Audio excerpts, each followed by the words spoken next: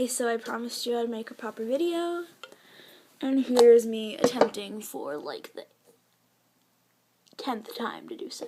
Okay. So today's activity is putting our friendship to its full potential, and this is called the hat fic. Hey Dan, can we get a hamster? I always wanted one, but my roommate never thought that we would look after it. Phil, we've talked about this. You wouldn't look after it properly. You can hardly look after yourself, he retorted. It wasn't really in an angry way, but he never even took it into account that I was older than him, and I lived by myself before him, so getting a hamster wouldn't be that bad. I decided not to argue. Dan was stubborn and wouldn't change his mind.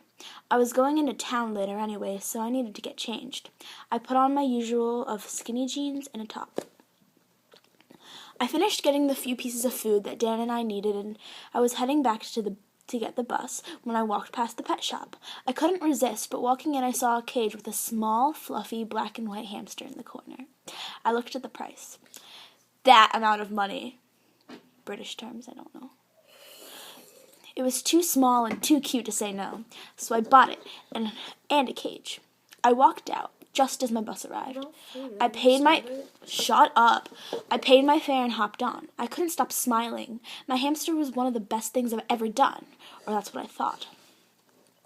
I got home and shouted out to Dan, "Dan, come and see what I bought." He bounced into the hallway of the front door. "What's up?"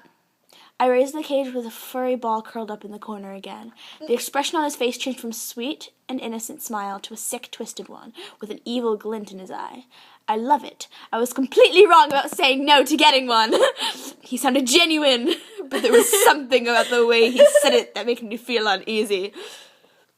"So what's he called?" Dan asked. "Can we call him Striker, please? I've always loved that name, and I don't really know why." "Sure!" His reply was cold and harsh. What was wrong with him? I shrugged it off and went into my room. It was only 9 o'clock, but I was tired, and I felt a bit ill. It says fact.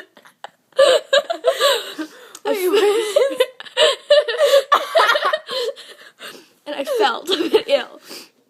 I peeled on my PJ bottoms and slipped into bed. I spit. I woke up during the night, my body freezing cold, and I was unable to move. I opened my eyes, and they were wide with shock. I looked down, and I was naked, with ropes tying me to a chair, and in the corner was a sinister-looking Dan that was also naked.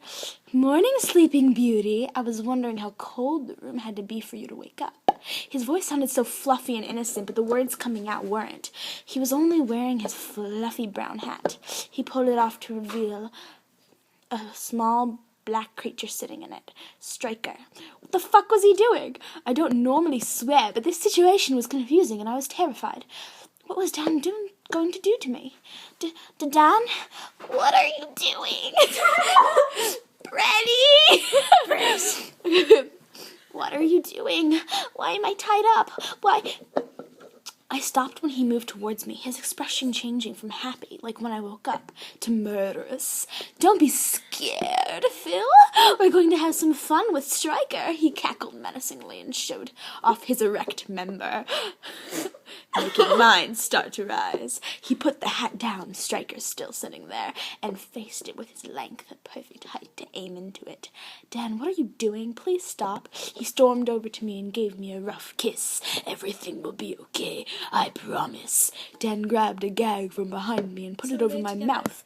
He walked back over to the hat and began to stroke, looking over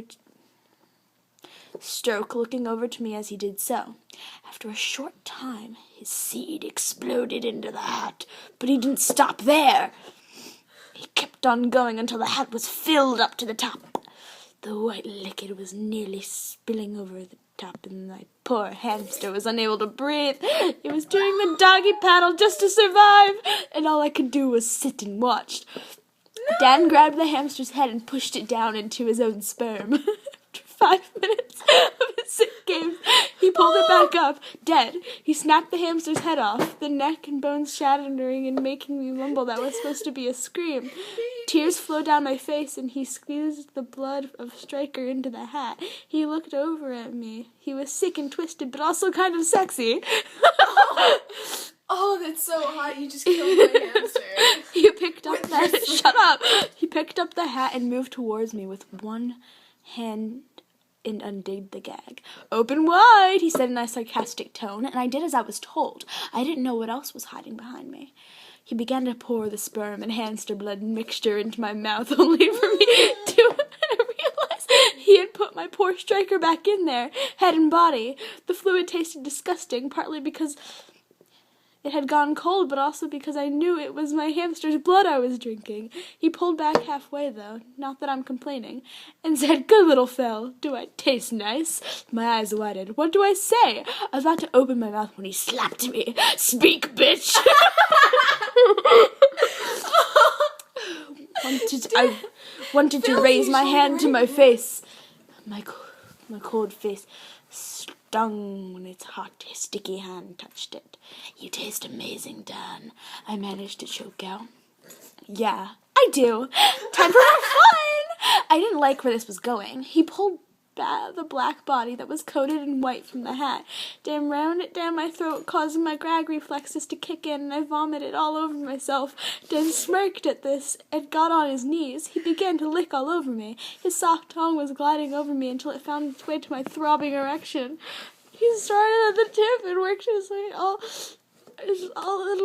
the way down, deep-throating me. It felt so nice. Most people couldn't do this, but it didn't last long. He looked up to me, his innocent brown eye. Innocent? Okay. Innocent brown eyes making me melt. "Promise you won't run." He sounded so sorry, so I nodded. Run. He got up and untied me. He grabbed me by the shoulders. "I'm going to lie on the floor, and you are going to pour the rest of the hat on me and then lick it off. Okay?" He growled. Sweet, loving. Dan was gone then. Sweet and loving. "Shut up!" I quickly nodded, and he got to the floor. I grabbed the hat and poured it on him, just as he commanded. I began to lick it off him. The mixture wasn't as bad as last time. I think it's because I'm not having it forced down my throat. "Suck me off, Phil." It sounded so weird, but yet again, I did what I was told. I wasn't as good as him. I could only fit half of him in my mouth before I felt sick. It was going for what seemed like forever before he pushed my head away. "You've done well, but there is one last thing I need you to do." He pulled the hamster's head from the pile of leftover sick. "When you say stop, I will, but only if you think you've done good enough." I started to shake and tremble. Dan put his arm around me. "It's okay, it won't be that bad," he hushed me. He was so much nicer again. "Are you ready?" he asked, a sense of impatience growing in his tone. "Yes, Dan," I muttered, and he quickly rolled me onto my front, his hand placed on top of my back, pinning me down, the hamster's head in his other hand, nearing my rectum. "I know where this is going." He rammed it in with no hesitation, and a burning sensation spread throughout me. For the rest of it, he used his manhood to push it in. I wanted to say stop, but he wouldn't. I know it. I finally got too much, and I screamed out, "Stop!" I looked back at Dan, who just grinned.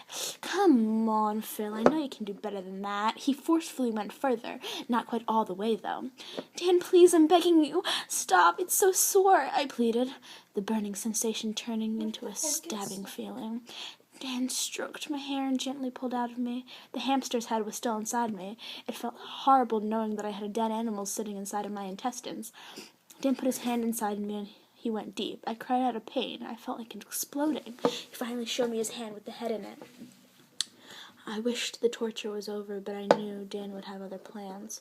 But this time, he didn't, and just his arm wrapped around my hips. "Let's go to bed," Dan said, pulling me up as he said so. So I leaned in for the kiss, and so did he.